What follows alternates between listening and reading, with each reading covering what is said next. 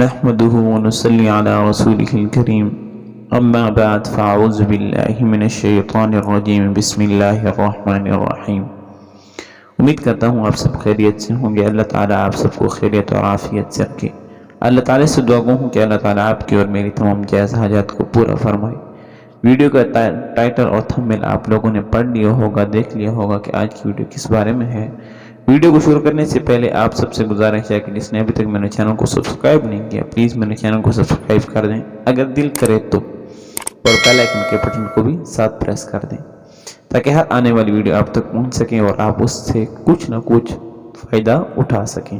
تو چلتے ہیں آج کی ویڈیو کی طرف۔ آج کی ویڈیو کس بارے میں ہے؟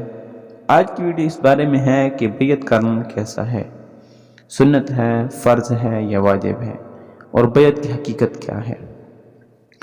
بیعت کی حقیقت یہ ہے کہ وہ مرشد اور اس کے شاگرد یعنی مرید کے درمیان ایک معاہدہ ہوتا ہے۔ مرشد یہ وعدہ کرتا ہے کہ اس کو اللہ تعالیٰ کے احکام کے مطابق زندگی گزارنا سکھائے گا، اور مرید وعدہ کرتا ہے کہ مرشد جو بتلائے گا اس پر عمل ضرور کرے گا۔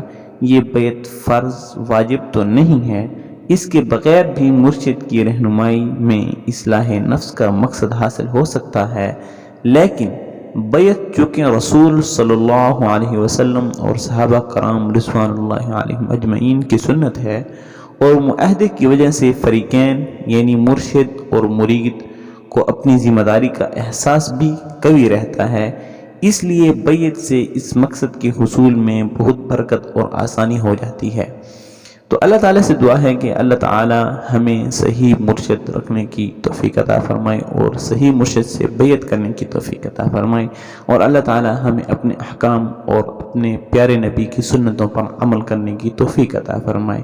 والسلام، اللہ حافظ، ملتے ہیں اگلی ویڈیو میں۔